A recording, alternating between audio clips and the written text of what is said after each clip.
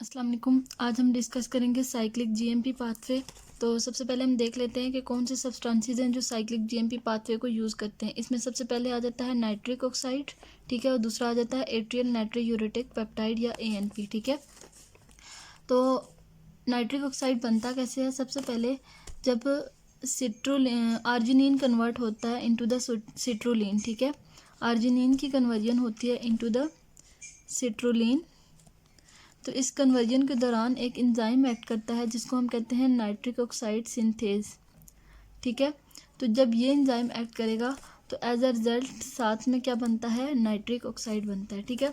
अब ये nitric oxide क्या करेगा? ये आगे जाके एक्टिवेट करता है ग्वानाइलाइल साइक्लेज को, ठीक है। जब ग्वानाइलाइल साइक्लेज एक्टिवेट हो जाएगा तो इसने आगे जाके क्या करना है? साइक्लिक जीटीपी को कन्वर्ट करेगा इनटू द साइक्लिक जीएमपी, ठीक है। और साइक्लिक जीएमपी ये क्या है? ये सेकंड मैसेंजर है, ठीक है। हमारा जो यहाँ इस पाथवे के अंदर जो सेकंड मैसेंजर है दैट इज साइक्लिक जीएमपी।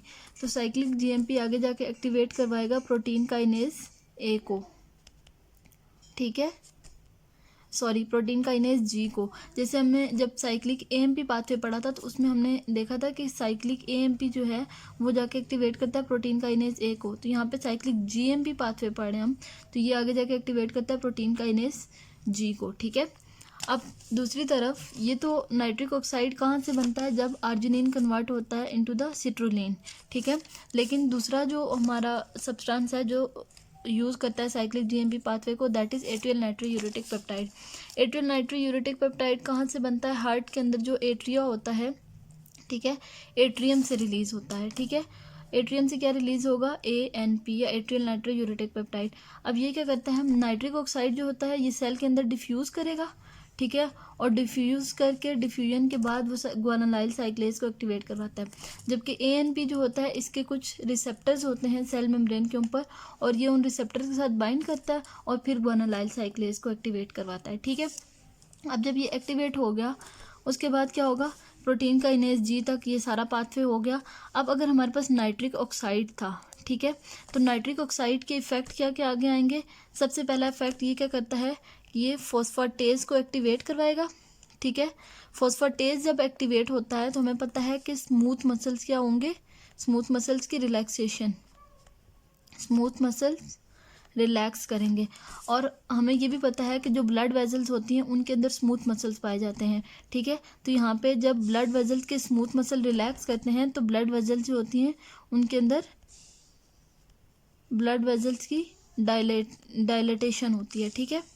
तो ब्लड वेजल डायलेट कर देंगे। तो पहला इफेक्ट नाइट्रिक ऑक्साइड क्या आएगा कि ये वेजो डायलेटेशन करवाएगा, ठीक है।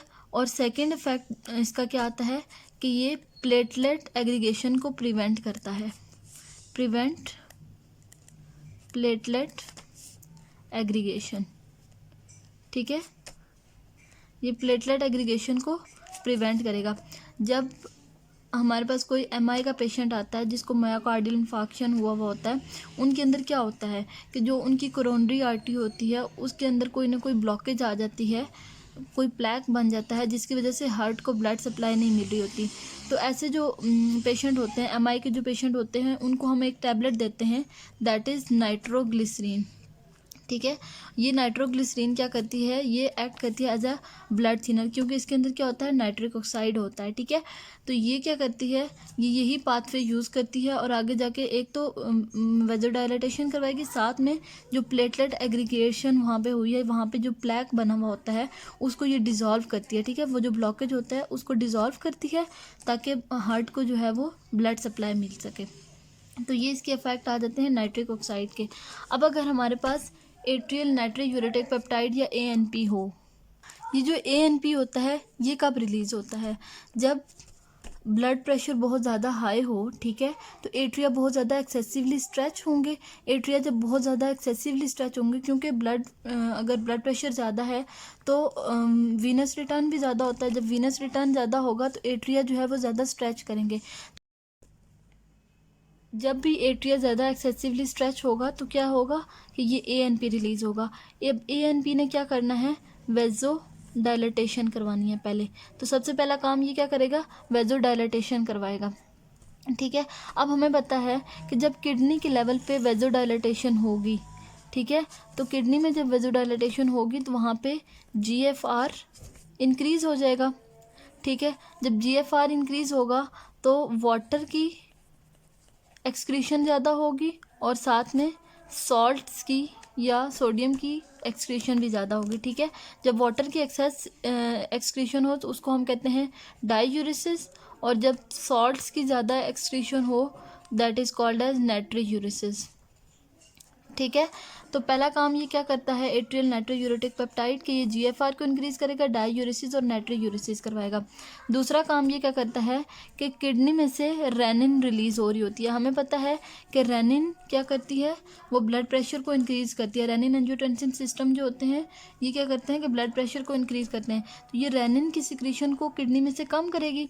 जब रेनिन कम रिलीज़ होगी तो आगे जाके एंजियोटेंसिनोजिन जो है वो कन्वर्ट नहीं होगी इनटू द एंजियोटेंसिन 1, क्योंकि रेनिन का क्या काम होता है, रेनिन ने एंजियोटेंसिनोजिन जो कि लीवर से बनती है, ठीक है, लीवर में बनेगी एंजियोटेंसिनोजिन, तो रेनिन उसको कन्वर्ट करता है इनटू द एंजियोटेंसिन 1, ठीक है। और एंजियोटेंसिन 1 के ऊपर ACE enzyme angiotensin converting enzyme act करता है जो कि लंग से आता है, ठीक है।